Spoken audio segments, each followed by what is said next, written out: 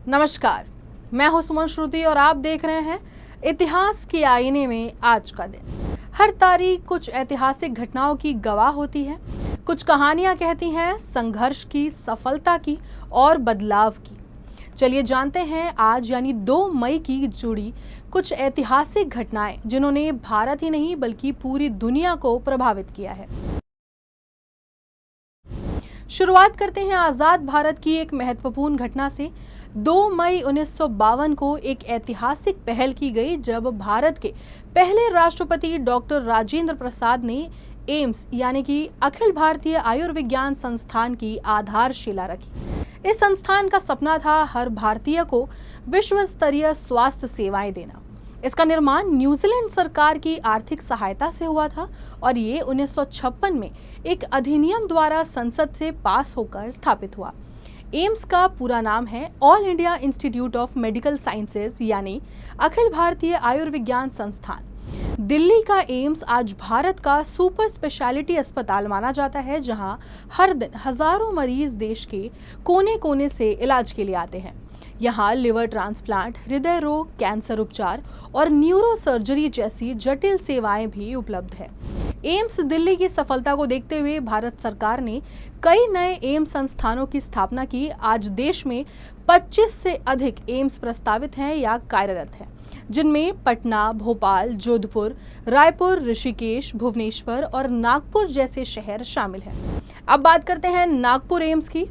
AIIMS Nagpur की स्थापना की घोषणा 2015 से 16 के केंद्रीय बजट में हुई थी, जब भारत सरकार ने प्रत्येक क्षेत्र में उत्कृष्ट चिकित्सा संस्थान की परिकल्पना की थी। ये संस्थान केंद्र सरकार की प्रधानमंत्री स्वास्थ्य सुरक्षा योजना PMSSY के अंतर्गत स्थापित किया गया। इसका मुख्य उद्देश्य था विदर्भ जैसे क्षेत्र में पिछड़े क्षेत्रों में उच्च स्तरीय चिकित्सा सुविधाएं और मेडिकल शिक्षा उपलब्ध कराना। एम्स नागपुर ने अपनी शैक्षणिक गतिविधियां 2018 में शुरू की। पहले कुछ वर्षों तक कक्षाएं स्थायी भवन के निर्माण के दौरान IIM नागपुर परिसर में अस्थायी रूप से आयोजित की गई। पहली बैच में कुल 50 MBBS छात्र शामिल किए गए थे। स्थायी परिसर का निर्माण मिहान यानी multi modal international cargo hub and airport at Nagpur क्षेत्र में किया गया, जो कि एक तेजी से विकसित हो रहा औद्योगिक और सामाजिक हब है। आज नागपुर एम्स में तेजी से ये बढ़ोतरी हो रही है। अस्पताल की OPD सेवाएं, इमरजेंसी और स्पेशलिस्ट क्लिनिक्स चालू हैं। अत्याधुनिक ऑपरेशन थिएटर, ICU और डायग्नोस्टिक लैब्स की सुविधाएं मौजूद है। MBBS के अलावा नर्सिंग कोर्सेज और भविष्य में PG मेडिकल कोर्सेज की भी योजनाएं हैं। मरीजों के लिए अत्यंत कम दरों पर जांच और इलाज की सुविधा उपलब्ध है। एम्स नागपुर अब न सिर्फ नागपुर शहर बल्कि पूरे विदर्भ, मध्य प्रदेश और छत्तीसगढ़ के सीमावर्ती जिलों के लिए भी एक भरोसेमंद स्वास्थ्य केंद्र बन चुका है। ये संस्थान भारत को स्वास्थ्य और चिकित्सा शिक्षा के क्षेत्र में आत्मनिर्भर बनाने की दिशा में एक बड़ा कदम है। आज एम्स ने न केवल भारत में बल्कि पूरी दुनिया में चिकित्सा क्षेत्र में अपनी अलग पहचान बनाई है। कई देशों से छात्र यहाँ शिक्षा लेने के लिए आते हैं। अब आगे बढ़ते हैं साल 1611 की ओर, जब भारत में व्यापार के बहाने घुस रहे अंग्रेजों को आज ही के दिन एक और सफलता मिली थी। ईस्ट इंडिया कंपनी को भारत में पहली बार फैक्ट्री स्थापित करने की अनुमति मिली।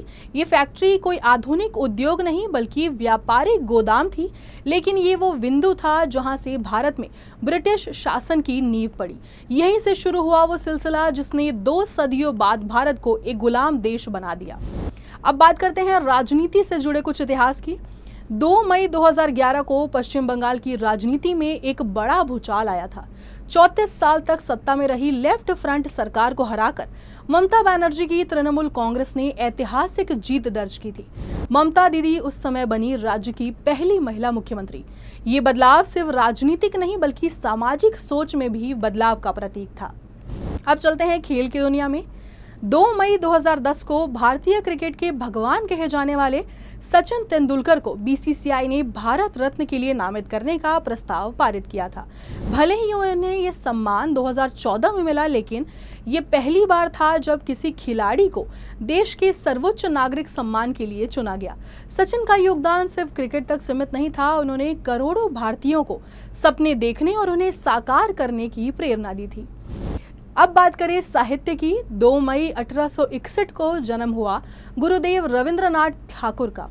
एक ऐसा व्यक्तित्व जो कवि, लेखक, चित्रकार, संगीतकार और विचारक सब कुछ थे। उनकी रचनाएं सिर्फ बंगाल ही नहीं, पूरे भारत और विश्व को छू गई।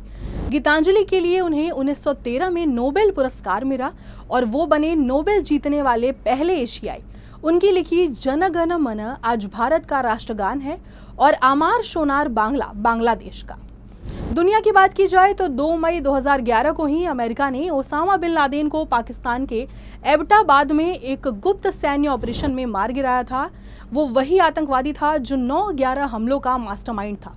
इस ऑपरेशन ने आतंकवाद के खिलाफ वैश्विक लड़ाई में एक बड़ा संदेश दिया।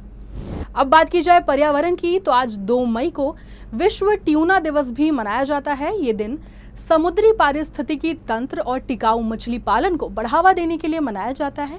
ट्यूना मछलियां खाद्य सुरक्षा के लिए जरूरी है और उनका संरक्षण आने वाली पीढ़ियों के लिए भी महत्वपूर्ण है। तो दर्शकों, ये था 2 मई का इतिहास, जहां हमें मिला एम्स जैसा स्वास्थ्य सुविधा, रविंद्रनाथ टैगोर जैसा विचारक, जहां हुई राजनीति में बड़ी हलचल, जहां चिकित्सा और खेल ने नए अध्याय लिखे और जहां दुनिया ने आतंकवाद को जवाब दिया। हर तारीख एक दर्पण है जो हमें अतीत दिखाकर भविष्य को बेहतर बनाने की प्रेरणा देती है। इतिहास के आईने में आज का दिन में बस इतना ही। कल फिर मिलेंगे एक और तारीख की दास्तान लेकर। तब तक के लिए आप बने रहिए हमारे साथ और देखते रहिए UCN न्यूज़। धन्यवाद।